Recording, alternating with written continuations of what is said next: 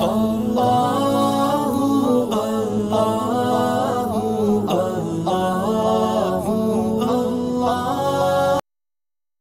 الرحمن الرحیم۔ حضرات صحابہ کرام رضوان اللہ علیہم اجمعین کی محبت کے متفرق قصے اب تک بھی بہت سے واقعات گزر چکے ہیں جن سے پتہ چلتا ہے کہ ایک مسلمان کو، ایک ایمان والے کو اپنے نبی سے کتنی محبت ہونی چاہیے۔ اس کی مثال حضرات صحابہ نے پیش کی ہیں اپنے عمل سے، اپنے واقعات سے۔ یہاں بھی کچھ قصے حضرات صحابہ ہی کے بیان کیے گئے ہیں۔ حضرت علی کرم اللہ وجہہ سے کسی نے پوچھا کہ آپ کو حضور اقدس صلی اللہ علیہ وسلم سے کتنی محبت تھی؟ آپ نے ارشاد فرمایا کہ خدا پاک کی قسم، حضور صلی اللہ علیہ وسلم ہم لوگوں کے نزدیک اپنے مالوں سے، اپنی اولادوں سے اور اپنی ماؤں سے اور سخت پیاس کی حالت میں ٹھنڈے پانی سے زیادہ محبوب تھے۔ یعنی سب کچھ ایک طرف اور نبی اکرم صلی اللہ علیہ وسلم کی محبت دوسری طرف، ہر چیز پر غالب تھی۔ اور یہی ہم سے مطلوب بھی ہے۔ قرآن کریم کی آیت ہے سورہ توبہ کی، اس آیت میں بھی اللہ رب العزت نے ایمان والوں کی یہی شان بیان کی ہے کہ انہیں بھی اپنے نبی سے ایسی ہی محبت ہونی چاہیے۔ جب تک یہ محبت نہیں ہے تو آدمی کو اپنے آپ کو ایمانی اعتبار سے، اسلامی اعتبار سے، دینی اعتبار سے کمزور سمجھنا چاہیے۔ اس لیے کہ سورہ توبہ کی آیت آگے آ رہی ہے، اس سے پتہ چلتا ہے کہ وہ لوگ جنہیں نبی اکرم صلی اللہ علیہ وسلم اور اللہ سے ایسی محبت نہیں ہے جیسا کہ اپنے باپ سے، اپنے بیٹوں سے، اپنے بھائی بہنوں سے، اپنے مال دولت سے، تجارت سے، مکانوں سے محبت ہے، اگر اس سے زیادہ محبت اللہ اس کے رسول کی ہمارے اندر نہیں ہے تو پھر ہمیں اپنے آپ کو مومن نہیں سمجھنا چاہیے۔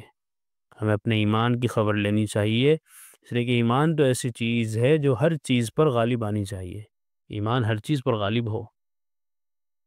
فائدہ سچ فرمایا، در حقیقت صحابہ اکرام کی یہی حالت تھی، اور کیوں نہ ہوتی جبکہ وہ حضرات کامل الایمان تھے، کامل ایمان والے تھے، اس لیے ان کو ایمان کی اس بنیادی چیز کی مکمل طور پر معرفت بھی حاصل تھی، اور معرفت کے ساتھ ساتھ اس پر عمل بھی وہ کرتے تھے۔ اللہ جل شانہ کا ارشاد ہے، قُلْ إِن كَانَ آبَاؤُكُمْ وَأَبْنَاؤُكُمْ وَإِخْوَانُكُمْ وَأَزْوَاجُكُمْ وَعَشِيرَتُكُمْ وَأَمْوَالٌ اقْتَرَفْتُمُوهَا وَتِجَارَةٌ تَخْشَوْنَ كَسَادَهَا وَمَسَاكِنُ تَرْضَوْنَهَا أَحَبَّ إِلَيْكُم مِّنَ اللَّهِ وَرَسُولِهِ وَجِهَادٍ فِي سَبِيلِهِ فَتَرَبَّصُوا حَتَّى يَأْتِيَ اللَّهُ بِأَمْرِهِ وَاللَّهُ لَا يَهْدِي الْقَوْمَ الْفَاسِقِينَ۔ اس کا ترجمہ یہ ہے کہ آپ ان سے کہہ دیجئے، اگر تمہارے باپ، تمہارے بیٹے، تمہارے بھائی، تمہاری بیویاں اور تمہارا کنبہ اور وہ مال جو تم نے کمائے ہیں، اور وہ تجارت جس میں نکاسی نہ ہونے کا تم کو اندیشہ ہو، سامان کا بکنے کا اندیشہ، اور وہ گھر جس کو تم پسند کرتے ہو، اگر یہ سب چیزیں تم کو اللہ سے، اس کے رسول سے اور اس کی راہ میں جہاد کرنے سے زیادہ پیاری ہوں تو تم منتظر رہو یہاں تک کہ اللہ تعالیٰ اپنا حکم بھیج دیں، اور اللہ تعالیٰ بے حکمی کرنے والوں کو ان کے مقصود تک نہیں پہنچاتا۔ یعنی جو اللہ کے احکامات پر عمل نہیں کرتے، اللہ کے مطلوبات پر عمل نہیں کرتے، ایسے لوگ کبھی بھی منزل تک نہیں پہنچ سکتے۔ اور ایمان والوں کی بڑی منزل کیا ہے؟ جنت، اللہ کی رضا، وہ حاصل نہیں ہو سکتی اس کے بغیر۔ اس آیت شریفہ میں اللہ تعالیٰ اور اس کے رسول صلی اللہ علیہ وسلم کی محبت کے ان سب چیزوں سے کم ہونے پر وعید ہے۔ حضرت انس رضی اللہ عنہ فرماتے ہیں کہ حضور اقدس صلی اللہ علیہ وسلم کا ارشاد ہے کہ تم میں سے کوئی شخص اس وقت تک مومن نہیں ہو سکتا جب تک کہ اس کو میری محبت اپنے باپ اور اولاد اور تمام لوگوں سے زیادہ نہ ہو جائے۔ حضرت ابو ہریرہ رضی اللہ عنہ سے بھی یہی مضمون نقل کیا گیا ہے۔ علماء کا ارشاد ہے کہ ان احادیث میں محبت سے محبت اختیاری مراد ہے، غیر اختیاری یعنی طبعی اضطراری مراد نہیں ہے۔ اور یہ بھی ہو سکتا ہے کہ اگر محبت طبعی مراد ہو تو پھر ایمان سے مراد کمال درجے کا ایمان ہو، جیسا کہ حضرات صحابہ کا تھا۔ حضرت انس رضی اللہ عنہ فرماتے ہیں کہ حضور اقدس صلی اللہ علیہ وسلم کا ارشاد ہے کہ تین چیزیں ایسی ہیں کہ جس شخص میں وہ پائی جائے، ایمان کی حلاوت، اس کا مٹھاس اور مزہ اس کو نصیب ہو جائے۔ ایک یہ کہ اللہ اور اس کے رسول صلی اللہ علیہ وسلم کی محبت ان کے ماں سوا سب سے زیادہ ہو۔ دوسرے کہ جس کسی سے محبت کرے اللہ ہی کے واسطے کرے۔ تیسرے کہ کفر کی طرف لوٹنا اس کو ایسا ہی گراں اور مشکل ہو جیسا کہ آگ میں گرنا۔ ایمان اتنا زیادہ اس کو محبوب ہو کہ ایمان سے پھر جانا، کفر کی طرف چلے جانا اس کے لیے اتنا ہی مشکل ہو، اس کے لیے اتنا ہی گراں ہو جیسا کہ آگ میں جانا یا آگ میں کودنا کتنا مشکل کام ہے۔ تو اگر اتنا زیادہ محبوب ہمیں ایمان ہے تو یقیناً اس شخص نے ایمان کا مزہ چکھ لیا، اس کو ایمان کا ذائقہ نصیب ہو گیا۔ حضرت عمر رضی اللہ عنہ نے ایک مرتبہ عرض کیا، رسول اللہ مجھے اپنی جان کے علاوہ اور سب چیزوں سے آپ زیادہ محبوب ہیں۔ حضور نے ارشاد فرمایا کہ کوئی شخص مومن اس وقت تک نہیں ہو سکتا جب تک کہ اس کو میری محبت اپنی جان سے بھی زیادہ نہ ہو۔ حضرت عمر نے عرض کیا، رسول اللہ اب آپ مجھے اپنی جان سے بھی زیادہ محبوب ہیں۔ تو حضور صلی اللہ علیہ وسلم نے فرمایا، الآن یا عمر، اس وقت اے عمر۔ علماء نے اس ارشاد کے دو مطلب بتائے ہیں، کہ اس وقت تمہارا ایمان کامل ہوا ہے، دوسرا ہے کہ تنبیہ ہے کہ اس وقت یہ بات پیدا ہوئی کہ میں تمہیں اپنے نفس سے زیادہ محبوب ہوں، حالانکہ یہ بات اول ہی سے ہونا چاہیے تھی۔ سہیل تستری رحمہ اللہ کہتے ہیں کہ جو شخص ہر حال میں حضور اکرم صلی اللہ علیہ وسلم کو اپنا والی نہ جانے اور اپنے نفس کو اپنی ملک میں سمجھے، وہ سنت کا مزہ نہیں چکھ سکتا۔ ہماری جانوں پر جتنا حق ہمیں حاصل ہے، اس سے کہیں زیادہ رسول اللہ صلی اللہ علیہ وسلم کو حق حاصل ہے۔ اسی وجہ سے حضرات صحابہ اپنی ہر خواہش کو دبا کر، اپنے تمام تقاضوں کو مٹا کر اپنے اللہ کے رسول صلی اللہ علیہ وسلم کے حکم کو آگے رکھتے تھے۔ حکم ہوا کہ جہاد میں چلنا ہے تو چلنا ہے، حکم ہوا ہے مال خرچ کرنا ہے تو کرنا ہے، حکم ہوا ہے تو کہیں جانا ہے اور حالات ناموافق ہیں، ناسازگار ہے، لیکن جانا ہے۔ بالکل رسول اکرم صلی اللہ علیہ وسلم کے ارشادات سے ایسا ہی تعلق جب تک نہ ہو جائے تو انسان کا ایمان کامل نہیں ہو سکتا۔ ایک طرف اللہ کا حکم ہے، ایک طرف ہماری خواہش ہے، تو اب دیکھتے ہیں کہ ہم کس کو اپناتے ہیں، اپنی خواہش پر چلتے ہیں اللہ کے حکم پر۔ ایک طرف رسول اللہ صلی اللہ علیہ وسلم کی سنت ہے اور ایک طرف ہمارا اپنا نفسانی کوئی جذبہ ہے، تو ہم دیکھتے ہیں کہ اپنے جذبات پر جاتے ہیں ہم یا رسول اللہ صلی اللہ علیہ وسلم کی سنت پر۔ اس وقت پتہ چلتا ہے کہ آدمی کے اندر کتنا دین ہے، کتنی دینداری ہے، کتنا سنتوں پر چلنے کا اس کا میلان ہے، کتنی اسے رسول اللہ صلی اللہ علیہ وسلم سے محبت ہے۔ اس کا اندازہ تب ہوتا ہے جب دونوں باتوں میں سے کسی ایک کو پسند کرنے کو کہا جاتا ہے۔ ایک طرف رسم و رواج ہے، ایک طرف سنت ہے، ایک طرف دل کچھ چاہ رہا ہے لیکن شریعت کچھ اور چاہ رہی ہے۔ تو اب دیکھنا یہ کہ آپ کس کو چاہیں گے، شریعت کو چاہیں گے یا اپنی من مانی، اپنی من مرضی کو، اپنے جذبات یا اپنی خواہشات کو، رسم و رواج کو۔ یہاں آ کر انسان کے ایمان کا اور رسول اللہ صلی اللہ علیہ وسلم کی محبت کا اور آپ کی سنتوں کا امتحان ہوتا ہے۔ تو اس لیے ایسے موقع پر ہمیں چاہیے کہ ہم ہر حالت میں نبی اکرم صلی اللہ علیہ وسلم کی تعلیمات ہی کو ترجیح دیں اور اسی کو پسند کریں۔ ایک صحابی نے آ کر حضور صلی اللہ علیہ وسلم سے عرض کیا کہ قیامت کب آئے گی؟ حضور نے فرمایا، قیامت کے لیے کیا تیار کر رکھا ہے جس کی وجہ سے انتظار ہے اتنی جلدی ہو رہی؟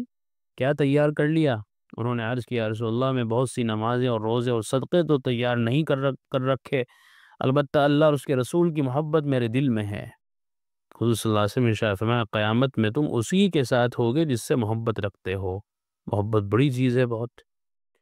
حضور صلی اللہ علیہ وسلم کا یہ ارشاد کہ آدمی کا حشر اسی کے ساتھ ہوگا جس سے اس کو محبت ہو، کئی صحابہ نے نقل کیا ہے، جن میں عبداللہ ابن مسعود، ابو موسیٰ اشعری، صفوان، ابو ذر رضی اللہ عنہم وغیرہ حضرات ہیں۔ حضرت انس رضی اللہ عنہ کہتے ہیں کہ حضرات صحابہ کو جس قدر خوشی اس ارشاد مبارک سے ہوئی ہے، کسی چیز سے بھی اتنی خوشی نہیں ہوئی، اس لیے کہ انہیں سب سے زیادہ محبت اللہ کے رسول سے تھی، اور گویا ان کو یہ خوشخبری دنیا ہی میں مل گئی کہ کل قیامت میں بھی ان کا حشر اللہ کے رسول کے ساتھ ہوگا۔ سب سے زیادہ محبت انہیں اللہ کے رسول سے تھی، اور ظاہر بات ہے ہونا بھی چاہیے تھی کہ حضور صلی اللہ علیہ وسلم کی محبت تو ان کے رگ و پے میں تھی، پھر ان کو کیوں نہ خوشی ہوتی۔ حضرت فاطمہ رضی اللہ عنہ کا مکان شروع میں حضور صلی اللہ علیہ وسلم سے ذرا دور تھا۔ ایک مرتبہ حضور نے ارشاد فرمایا کہ میرے دل چاہتا تھا کہ تمہارا مکان تو قریب ہو جاتا۔ حضرت فاطمہ نے عرض کیا کہ حارثہ کا مکان آپ کے قریب ہے، ان سے فرما دیں کہ میرے مکان سے بدل لیں۔ حضور صلی اللہ علیہ وسلم نے فرمایا کہ ان سے پہلے بھی تبادلہ ہو چکا ہے، اب تو شرم آتی ہے۔ حارثہ رضی اللہ عنہ کو اس کی اطلاع ہوئی، فوراً حاضر ہو کر عرض کیا، رسول اللہ مجھے معلوم ہوا کہ آپ فاطمہ کا مکان اپنے قریب چاہتے ہیں، یہ میرے مکانات موجود ہیں، ان سے زیادہ قریب کوئی مکان بھی نہیں ہے، جو پسند ہو بدل لیں۔ یا رسول اللہ میں اور میرا مال تو اللہ اس کے رسول ہی کا ہے۔ یا رسول اللہ اللہ کی قسم جو مال آپ لے لیں وہ مجھے زیادہ پسند ہے اس مال سے جو میرے پاس رہے۔ حضور صلی اللہ علیہ وسلم نے ارشاد فرمایا، سچ کہتے ہو، اور برکت کی دعا دی اور مکان بدل لیا۔ یہ دیکھو، اپنا مکان کون کسی کو دے سکتا ہے ایسے؟ ایک صحابی حضور صلی اللہ علیہ وسلم کی خدمت میں حاضر ہوئے کہ آپ کی محبت مجھے میری جان و مال اور اہل و عیال سے زیادہ ہے، میں اپنے گھر میں ہوتا ہوں اور آپ کا خیال آ جاتا ہے تو صبر نہیں آتا، یہاں تک کہ حاضر ہوں اور آ کر زیارت نہ کر لوں۔ مجھے فکر ہے کہ موت تو آپ کو بھی اور مجھے بھی ضرور آنی ہی ہے، اس کے بعد تو آپ انبیاء کے درجے میں چلے جائیں گے، تو مجھے یہ خوف رہتا ہے کہ پھر میں آپ کو نہیں دیکھ سکوں گا۔ حضور کا مقام تو بڑا بلند ہوگا جنت میں۔ حضور نے اس کے جواب میں سکوت فرمایا، خاموش رہے، کہ حضرت جبرائیل علیہ السلام تشریف لے آئے اور یہ آیت سنائی، وَمَن يُطِعِ اللَّهَ وَالرَّسُولَ فَأُولَٰئِكَ مَعَ الَّذِينَ أَنْعَمَ اللَّهُ عَلَيْهِم مِّنَ النَّبِيِّينَ وَالصِّدِّيقِينَ وَالشُّهَدَاءِ وَالصَّالِحِينَ وَحَسُنَ أُولَٰئِكَ رَفِيقًا ذَلِكَ الْفَضْلُ مِنَ اللَّهِ وَكَفَىٰ بِاللَّهِ عَلِيمًا۔ سورہ نساء کی آیت ہے۔ جو شخص اللہ رسول کا کہنا مان لے گا تو ایسے لوگ بھی جنت میں ان حضرات کے ساتھ ہوں گے جن پر اللہ نے انعام فرمایا، یعنی انبیاء، صدیقین، شہداء، صلحاء، اور یہ حضرات بہت اچھے رفیق ہیں، ساتھی ہیں، اور ان کے ساتھ رفاقت محض اللہ کا فضل ہے۔ اللہ تعالیٰ خوب جاننے والے ہیں ہر ایک کے عمل کو۔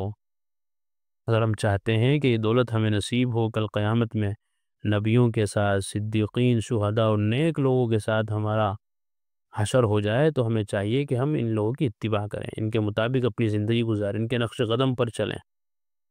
اس قسم کے واقعات بہت سے صحابہ کو پیش آئے اور آنا ضروری تھے۔ عشق است و ہزار بدگمانی، عشق میں ہزاروں بدگمانیاں ہوتی ہیں۔ حضور صلی اللہ علیہ وسلم نے جواب میں یہی آیت سنائی، چنانچہ ایک صحابی حاضر ہوئے، عرض کیا رسول اللہ، مجھے آپ سے ایسی محبت ہے کہ جب خیال آ جاتا ہے اگر اس وقت میں آپ کی زیارت نہ کر لوں تو مجھے غالب گمان ہے کہ میری جان نکل جائے، مگر مجھے یہ خیال ہے کہ اگر میں جنت میں داخل بھی ہو گیا تب بھی آپ سے تو نیچے درجے میں ہوں گا، مجھے تو جنت میں بھی آپ کی زیارت بغیر بڑی مشقت ہوگی۔ آپ نے یہی آیت سنائی۔ ایک اور حدیث میں آئے کہ ایک انصاری حاضر خدمت ہوئے اور نہایت غمگین تھے۔ حضور صلی اللہ علیہ وسلم نے پوچھا، غمگین کیوں ہوں؟ عرض کیا رسول اللہ، ایک سوچ میں ہوں۔ آپ نے پوچھا کیا سوچ ہے؟ عرض کیا رسول اللہ، ہم صبح و شام حاضر خدمت ہوتے ہیں، آپ کی زیارت سے محظوظ ہوتے ہیں، آپ کی خدمت میں بیٹھتے ہیں، کل کو آپ تو انبیاء کے درجے پر پہنچ جائیں گے، ہمارے وہاں تک رسائی نہیں ہوگی۔ حضور صلی اللہ علیہ وسلم نے سکوت فرمایا، اور جب یہ آیت نازل ہوئی تو حضور نے ان انصاری کو بھی بلایا اور ان کو اس کی بشارت دے دی کہ اگر جنت میں ہمارا ساتھ چاہتے ہو تو پھر ہمارے طریقے پر چلنا پڑے گا۔ ایک حدیث میں آیا کہ بہت سے صحابہ نے یہ اشکال کیا، حضور نے آیت ان کو سنائی۔ ایک حدیث میں ہے کہ صحابہ نے عرض کیا، یا رسول اللہ، یہ تو ظاہر ہے کہ نبی کو امتی پر فضیلت ہے اور جنت میں اس کے درجے اونچے ہوں گے، تو پھر اکٹھا ہونے کی کیا صورت ہوگی؟ حضور نے ارشاد فرمایا کہ اوپر کے درجے والے نیچے کے درجے والوں کے پاس آئیں گے، ان کے پاس بیٹھیں گے، بات چیت کریں گے۔ تو ان واقعات سے پتہ چلتا ہے کہ اگر واقعی اللہ کے رسول صلی اللہ علیہ وسلم سے ایسے محبت ہو جیسی ہونی چاہیے تو پھر انشاءاللہ میدان محشر میں بھی اور جنت میں بھی نبی اکرم صلی اللہ علیہ وسلم کا ساتھ نصیب ہوگا۔ اور یہ پہلے بھی آ گیا کہ اللہ کے رسول نے ارشاد فرمایا، جس کو مجھ سے محبت ہے تو اس کی نشانی یہ ہے کہ وہ میری سنتوں سے محبت کرتا ہے، اور جس نے مجھ سے محبت کی وہ جنت میں میرے ساتھ ہوگا۔ تو اس لیے اگر ہم رسول اللہ صلی اللہ علیہ وسلم کا ساتھ چاہتے ہیں تو آپ کی سنتوں کا علم حاصل کر کے ان کے مطابق ہمیں اپنی زندگیوں کو بنانا ہوگا۔ اللہ اس کی توفیق عطا فرمائے۔ قرآن کریم میں اللہ تعالیٰ فرماتے ہیں، الا بذکر اللہ تطمئن القلوب، کہ سن لو، اچھے سے سمجھ لو، اللہ تعالیٰ کے ذکر ہی سے دلوں کو اطمینان نصیب ہوتا ہے۔ یعنی اللہ تعالیٰ کے جو انعامات و احسانات اور اس کی نوازشیں ہم پر ہیں، اگر ہم ان کو یاد کریں گے تو ہمارے بے قرار دل کو قرار آ جائے گا، سکون مل جائے گا۔ اگر ہم چاہتے ہیں کہ ہمارے دلوں میں سکون آئے، اطمینان نصیب ہو، تو اس کا ایک واحد علاج اور ایک بہترین دوا یہ ہے کہ ہم فوراً اللہ کے ذکر میں مشغول ہو جائیں۔